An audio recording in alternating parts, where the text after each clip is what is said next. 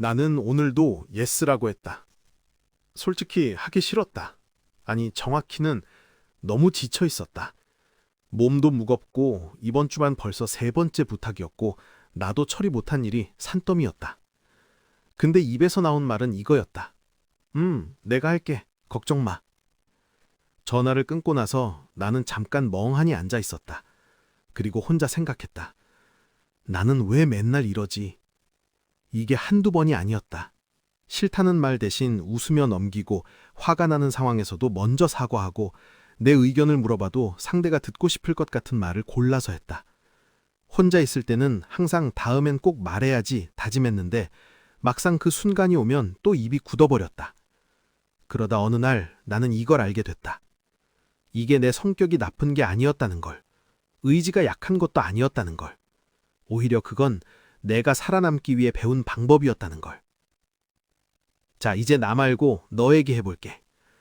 지금 이 영상 클릭한 사람들 중에 아마 많은 사람이 저 오프닝에서 뭔가 찔렸을 거야.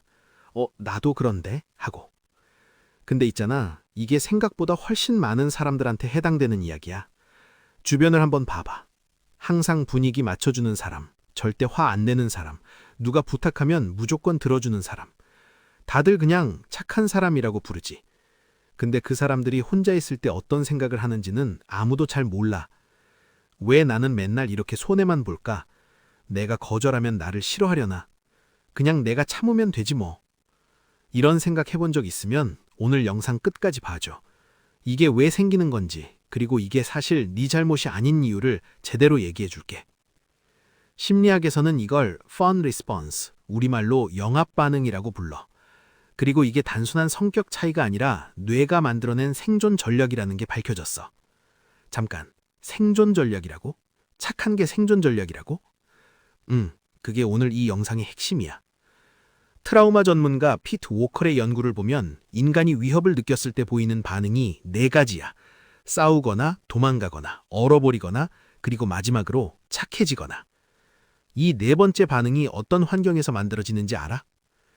싸워도 안 되고 도망가도 안 되고 얼어 있어도 안 되는 상황. 그 상황에서 유일하게 통한 게 착하게 구는 것이었을 때야. 그리고 이게 드라마 속 극단적인 학대 상황만 얘기하는 게 아니야. 생각보다 훨씬 일상적인 환경에서도 충분히 만들어져. 예를 들어볼게. 부모님이 자주 싸우는 집에서 자란 아이가 있어. 이 아이는 어느 순간 깨달아. 내가 말 잘 듣고 착하게 굴면 오늘은 싸움이 없더라. 그 순간부터 착한 행동은 이 아이한테 진짜로 효과가 있는 전략이 돼. 집안의 긴장을 낮추는 게 이 아이의 역할이 되는 거야. 또 다른 경우, 칭찬보다 지적이 훨씬 많았던 집. 잘한 건 당연하고 못하면 크게 혼났던 환경. 이 아이는 자연스럽게 상대방의 표정과 분위기를 먼저 읽는 법을 배워. 혼나기 전에 미리 맞춰주면 되니까. 혹은 이런 경우도 있어. 아프거나 예민한 가족이 있어서 나까지 힘들면 안 되지 하며 자기 감정을 눌러왔던 아이. 이 환경들의 공통점이 뭔지 알아? 내 감정, 내 필요보다 상대방의 감정과 필요가 항상 먼저였던 거야. 그게 반복되면 뇌는 그걸 기본값으로 설정해버려. 내 감정은 나중에, 상대방 먼저. 이게 자동화되는 거야. 그리고 그 아이가 어른이 됐어. 지금의 너처럼. 그럼 이게 지금 어떤 모습으로 나타나는지 얘기해 볼게. 이 중에 하나라도 나잖아 싶으면 끝까지 봐줘.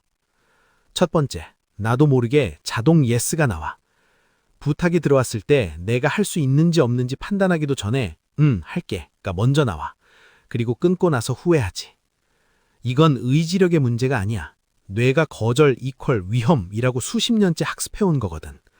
이게 굳어지면 거절하는 것 자체가 몸이 긴장하고 심장이 빨라지는 공포 반응처럼 느껴져. 두 번째, 상대방 기분을 나보다 먼저 읽어.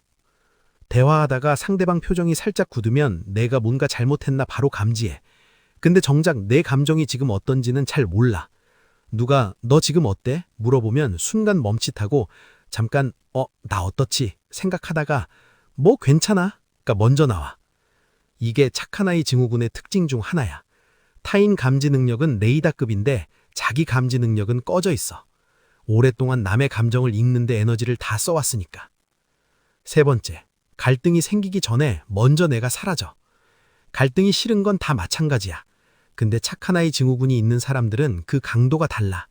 갈등이 생길 것 같은 기미만 보여도 엄청난 불안을 느껴. 그래서 아예 갈등이 생기기 전에 먼저 양보하고, 먼저 사과하고, 먼저 맞춰버려. 내가 잘못한 게 없어도. 그리고 이게 반복되면 결국 이런 생각이 들어. 내가 여기서 진짜로 사랑받고 있는 건가? 이 사람들이 나를 좋아하는 건지 아니면 내가 맞춰주는 걸 좋아하는 건지 모르겠어. 있잖아, 이 감정이 얼마나 외로운 건지 알아? 곁에 사람이 있는데도 진짜 나를 보여준 적이 없으니까 늘 혼자인 느낌이 드는 거야. 그건 네 잘못이 아니야.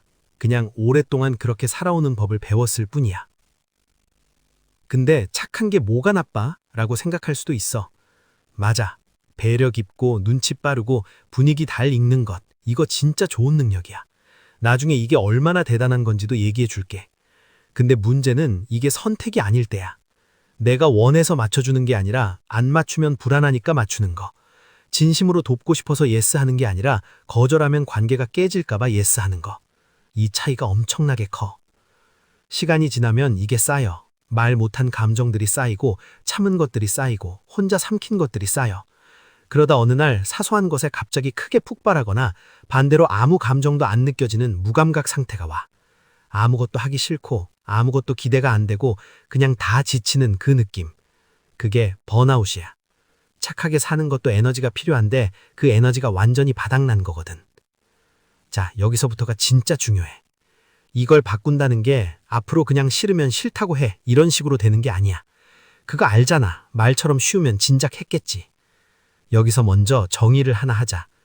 착한 아이 증후군을 극복한다는 게 착하지 않은 사람이 되자는 게 아니야. 선택할 수 있는 사람이 되는 거야.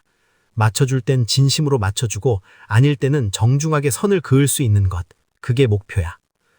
그럼 어디서부터 시작하냐? 첫 번째는 내 몸의 신호를 먼저 듣는 거야. 부탁을 받았을 때 가슴이 답답해지거나 어깨가 굳거나 숨이 살짝 막히는 느낌이 들면 그게 신호야. 몸이 먼저 나 지금 좀 힘들어 라고 말하고 있는 거거든. 이 신호를 무시하지 않는 것부터 시작해. 오랫동안 자기 감정을 꺼놓고 살아왔으니까 이 신호를 다시 켜는 연습이 먼저야. 두 번째는 즉각 대답하는 습관을 바꾸는 거야. 지금 당장 노를 못해도 돼. 대신 이렇게 해봐. 잠깐 내 스케줄 확인해 볼게. 이 한 문장만으로 충분해. 대답하기 전에 1, 2분의 공간을 버는 거야. 그 잠깐의 시간 안에서 내가 진짜 이걸 하고 싶은지 물어볼 수 있어. 세 번째는 거절을 낮은 난이도부터 연습하는 거야. 처음부터 가장 어려운 사람한테 노라고 하려고 하면 무너져. 처음엔 아주 작은 것부터 해봐. 편의점에서 이 카드로 결제할게요? 라고 물어볼 때 아니요, 현금으로 할게요. 이런 것도 연습이야. 진짜야. 거절해도 세상이 무너지지 않는다는 경험을 뇌에 조금씩 쌓아줘야 돼. 뇌는 경험으로 배우거든. 안심이 돼야 행동이 바뀌어. 한 가지만 더 얘기할게. 이걸 알게 된 다음에 어떤 사람들은 갑자기 180도 바뀌려고 해. 이제부터 절대 맞춰주지 않겠다. 이렇게. 근데 이게 오히려 역효과가 날 수 있어. 이건 오랜 시간 만들어진 패턴이야. 하루아침에 바뀌는 게 아니거든. 억지로 노를 하다가 관계가 크게 틀어지거나 죄책감이 더 커지면서 다시 원래대로 돌아가면서 자책까지 더해지는 악순환이 생겨. 변화는 천천히 가야 해. 그리고 이게 혼자 하기 너무 힘들다면 상담을 받는 게 도움이 돼. 특히 어린 시절 환경이 많이 연결되어 있다고 느껴지는 사람이라면 전문가랑 같이 풀어나가는 게 훨씬 안전하고 빠른 방법이야. 이건 약한 게 아니라 오히려 자기 자신을 진지하게 대하는 거야. 오늘 얘기를 이렇게 마무리하고 싶어. 너는 나쁜 사람이 아니야. 의지가 약한 것도 아니야. 이기적이지 않아서도 아니고 성격이 소심해서도 아니야. 너는 그냥 아주 어린 시절부터 착해지는 게 살아남는 방법이라는 걸 배운 사람이야. 그리고 그 전략은 그때 그 환경에서 진짜로 너를 지켜줬어. 그러니까 그 어린 너를 탓하진 않았으면 해. 그 아이는 그냥 살아남기 위해 최선을 다했던 거야. 근데 이제는 알잖아. 그 오래된 생존 전략이 지금의 나를 힘들게 하고 있다는 걸. 그걸 알아차렸다는 것만으로도 이미 엄청난 거야. 대부분의 사람들은 평생 그게 자기 성격인 줄 알고 살아가거든. 배려심 깊고 눈치 빠르고 관계를 소중히 여기는 너의 그 마음은 진짜 귀한 거야. 없애야 할 게 아니야. 거기에 딱 하나만 더 얹으면 돼. 나를 지키는 힘. 그게 생기는 순간 너는 더 이상 손해보는 착한 사람이 아니라 진짜로 좋아서 베푸는 사람이 되는 거야. 그리고 그게 훨씬 더 아름다운 모습이야. 오늘 얘기가 조금이라도 마음에 닿았다면 주변에 이런 얘기가 필요한 사람에게 살짝 보내줘. 말로 하기 어려웠던 것들을 이 영상이 대신 전해줄 수 있을 거야. 다음 영상에서 또 만나.